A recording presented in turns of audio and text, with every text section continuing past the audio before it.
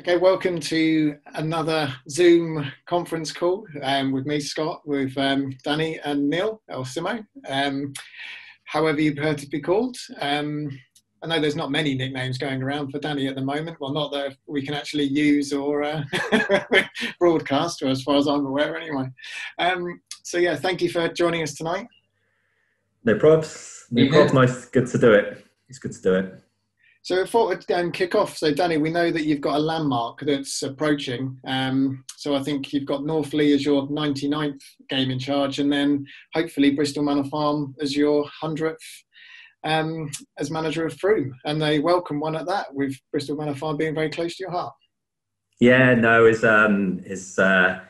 fallen quite nicely, to be fair. It's a bit of a funny one. I had a fixtures have landed and a game's been called off, and all being well, 100 games in charge against my old club, Bristol Manor Farm, and the club that gave me my first chance in management, the transition from playing to assistant manager there under Lee Lashenko at Manor Farm. So yeah, it'd be nice to have my 100th game in charge and against them. It's taken a long time. It feels like it's taken a long time to get there, to be honest. It feels like a lot more than 100, but I guess... Are you a lot grayer? I'm definitely a lot grayer. Yeah. But yeah, I guess with what happened last season, we would have got there a lot quicker. But yeah, all the same, it's been a pleasure to manage this club for that many games, and hopefully a few more to come. Well, you're probably getting there quicker than most because you keep doing all right in the cup games. So yes, but on that sort of note, have you got a favourite game so far? Obviously, hopefully the 99th will be your most favourite game, but it's have you got one that's so far? Yeah, I think there's a few good ones in there. There's a few not so good ones in there, especially in that first year. But I would have to say last season, top of the table clash, Thatcham running away with the league and us clawing it back, and we played them. I think it was, I can't remember when it was now, but we played them at a time when we were both challenging at the top of the table, and we ended up, I think we're 3-0 up after 20 minutes. The game got abandoned. I think if that game would have gone on, we probably would have gone on to win by 5 or 6. But then the second game was equally as good in terms of the performance levels, and I think we did win 3-0 in the second game. So yeah, those two Thatcham home performances were just a different level, and a pleasure to sit back and watch as a manager. And there's not many times you can almost sit back and really enjoy a performance, but those two games certainly could. Definitely, I remember I was there for the first one, and I thought, oh no, I know what's going to happen? I know it was 2-0 at the time, wasn't it? It was yeah, that's right. It was 2-0 at the time, and 20 minutes to go or 15 minutes to go, and the refs abandoned it. But as it happened, we went and got an extra goal in the other game anyway. So yeah, nice. So maybe we need to sort of look at, for your 100th game, doing your sort of like top 5 games, maybe get you back on video to sort of reminisce through those. We give you a bit more warning than tonight. Yeah, no problem. So, Neil, same to you. Is there any game that sort of stood out so far in your relatively short tenure compared to Danny?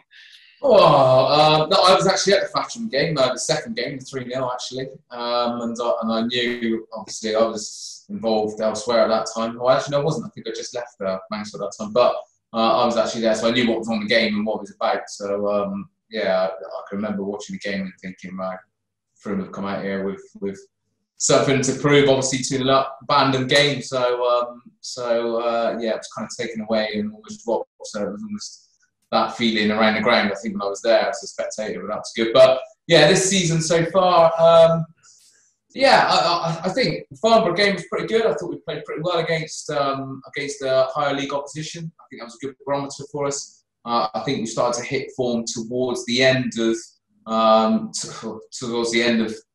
the current last start, whenever that was, before we hit the second lockdown. So I thought we played particularly well in that game. So that was quite nice in the mind. The Tottenham game was a really good game, you know, which was last game. But yeah, the Farnborough game for me stuck out as a really rounded performance from us.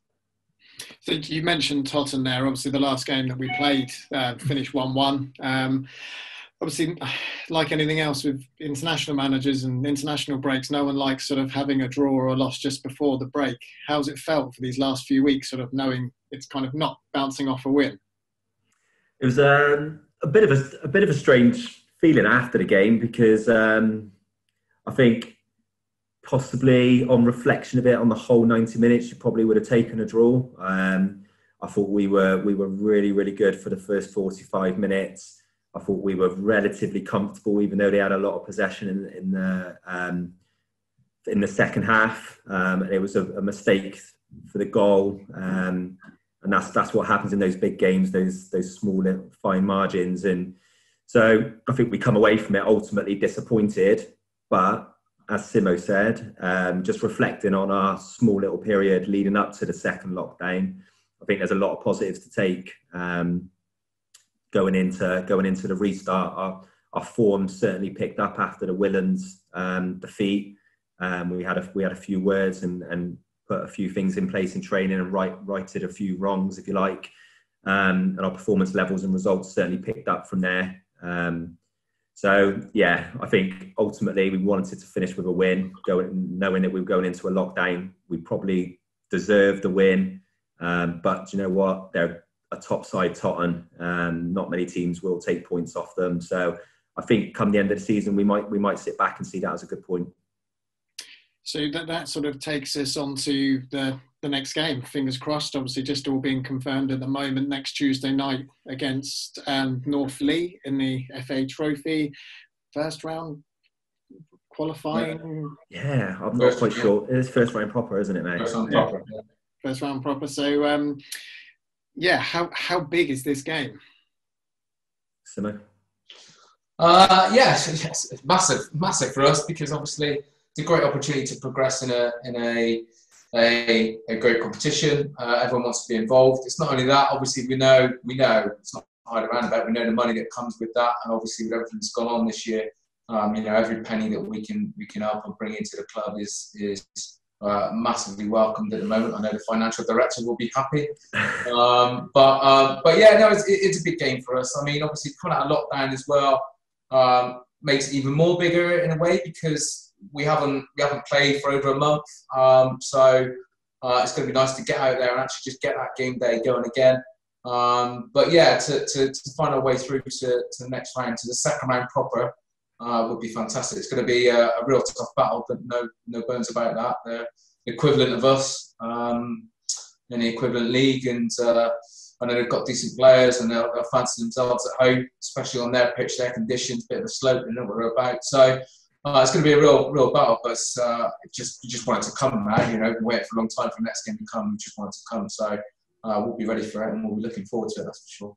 Be interesting to see how it plays out. I mean, whenever you have in the off season, you come back, that first game of the season is always a bit of a leveler when teams are trying to find their feet and trying to find their rhythm and stuff like that. And I think it is going to have that sort of feel about it in terms of having a 4-week break, hardly any training. We're going to get maybe one training session in. We might get a friendly in beforehand just to build a bit of rhythm back, but it could be one of those where first game of the season anything can happen, and might be a few freak results out there. But as Simmer said, there North Lee, they're no mugs. They've already put 2 teams out from our division, Melksham and Thatcham, so that shows what they're about, and we've got to be on our A game to get something from it. But yeah, big game for sure.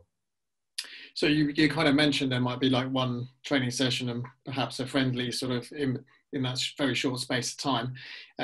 How are you going to judge the fitness? How are the players going to catch your eye? What do they need to do to get selected for that game, really? Yeah, I mean, we've done quite a bit of fitness work with them in the summer in terms of measuring their fitness levels where they were at going through pre-season. So we've got a good base. When they come back, we'll do some testing to see where they're at.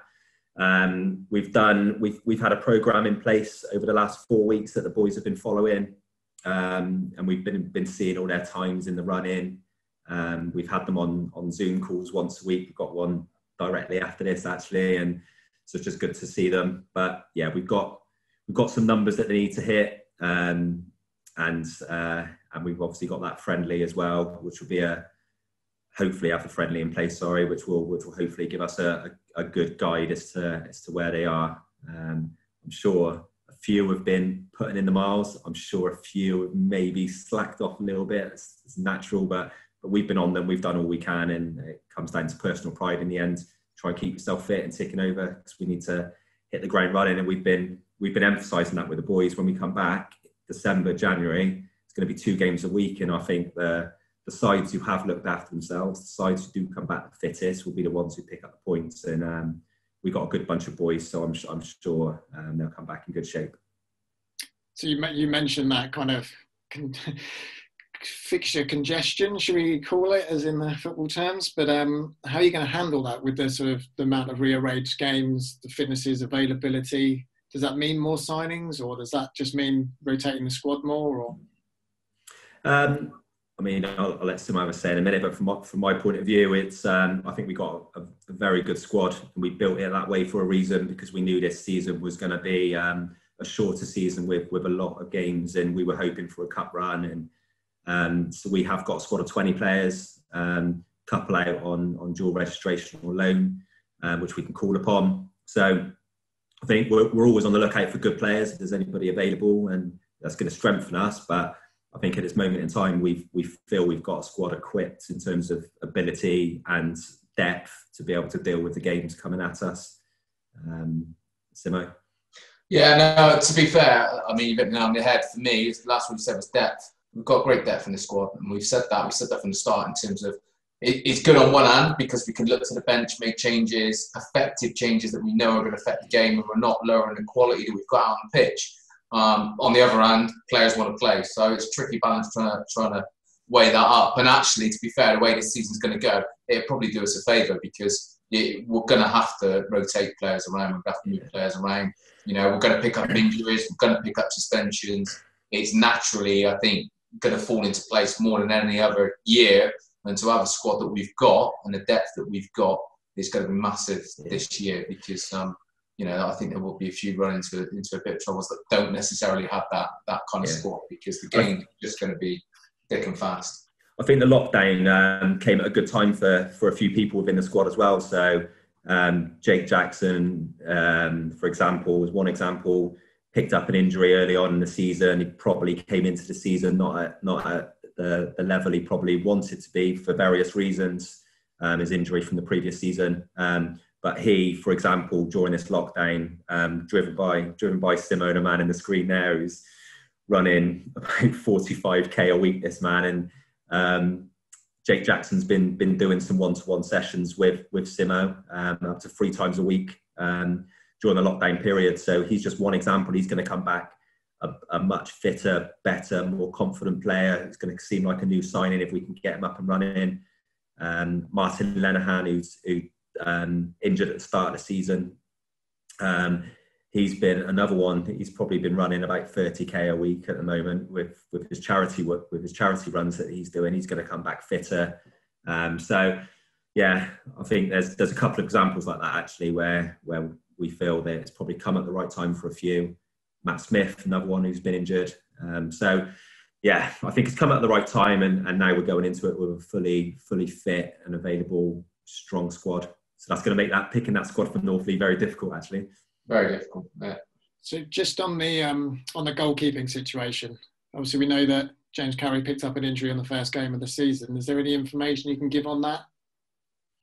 Yeah, I mean, it's been a bit of a nightmare for him and us, really, because we couldn't really get to the bottom of what it was, and we felt he was recovering. I think he travelled with us to Totton in November when we played there in the FA Trophy, and he went through a fitness session and he came through it well. And we thought, right, he's only a week away, but then he broke down again.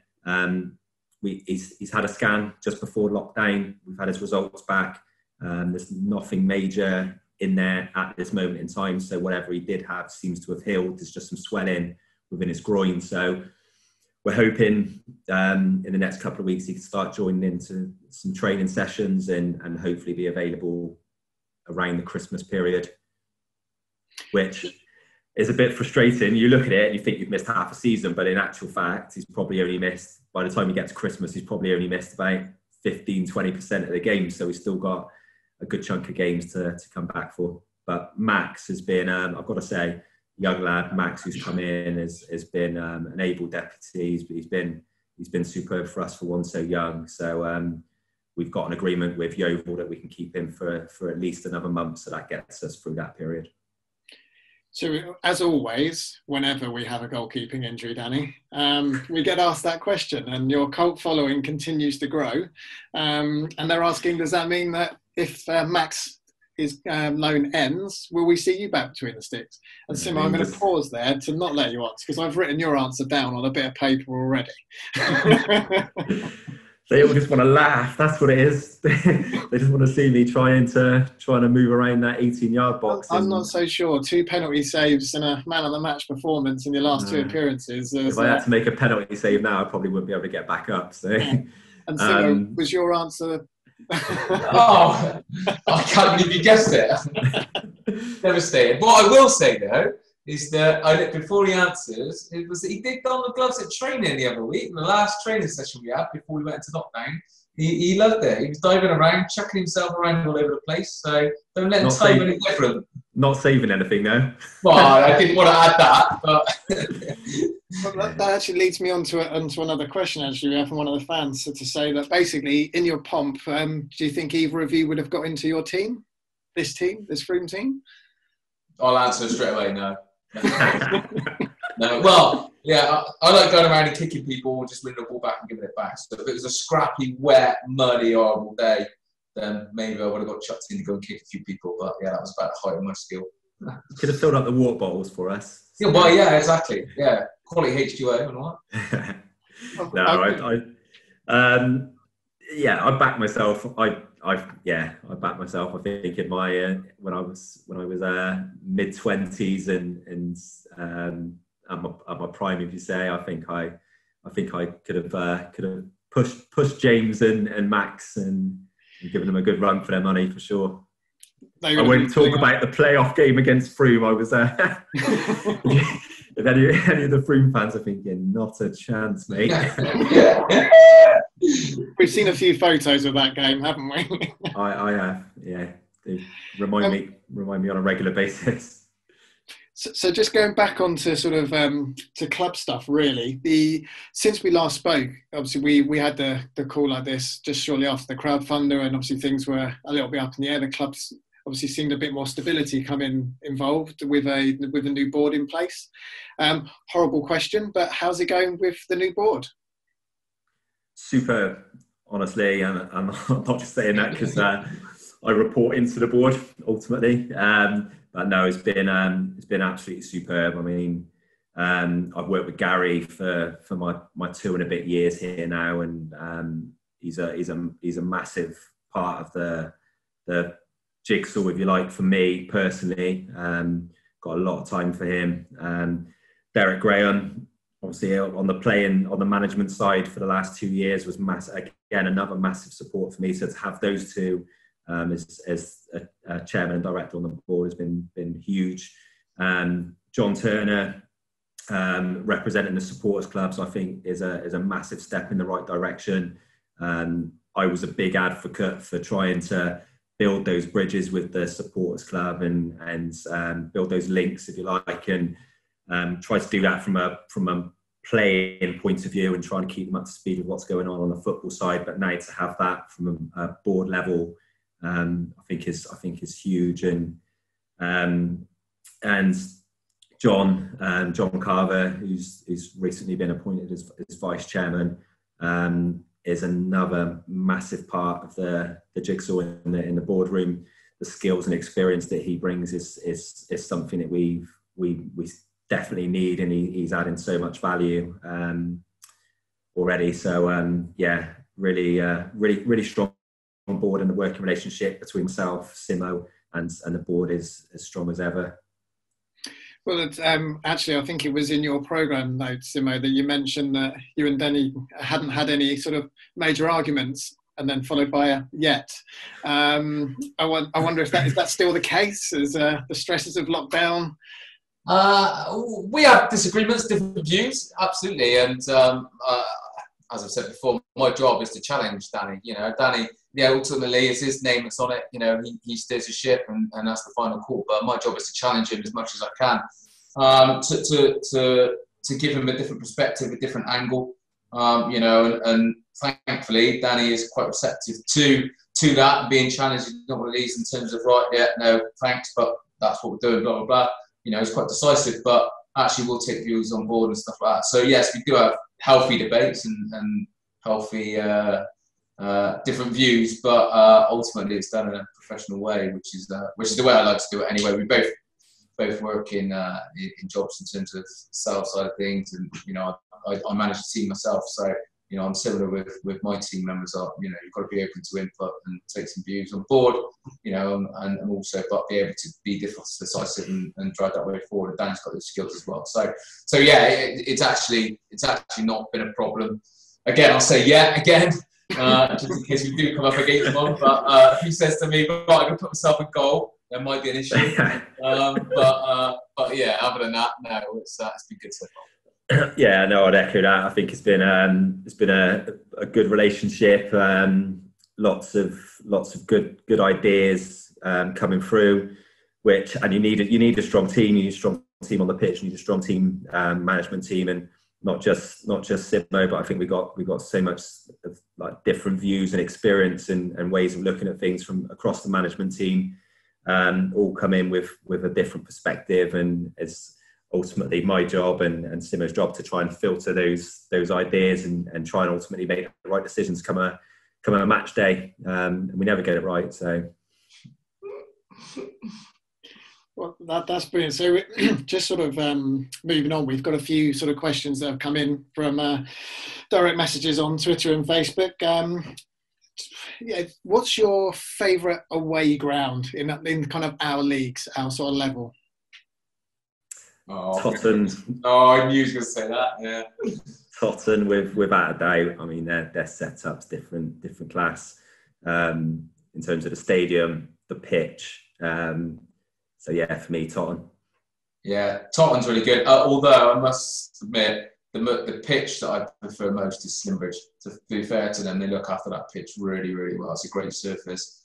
Massive credit to them. So actual playing surface and stuff for me would be Slimbridge. But yeah, Tottenham as a complete ground would be up there. So, remembering back a little while, do you remember the first game that you ever went to watch live, sort of as a child, or if you went as a child, that is? I can't remember the first game, but it would have been Rovers at Twerton Park for sure. I can't remember who it was against, if I'm honest, but yeah, that would have been the first live elite game, if you want to call it. But yeah, it would have been Rovers at Twerton Park for sure. Yeah, I think when that game stand out. Can you remember any of it?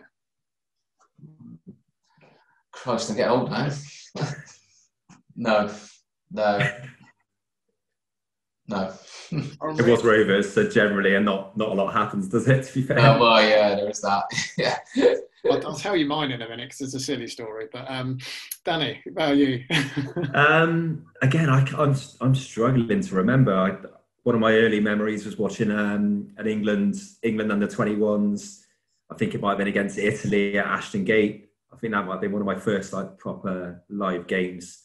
I just remember the atmosphere being a bit strange because it was an under 21 game. But yeah, I can't remember too much about it.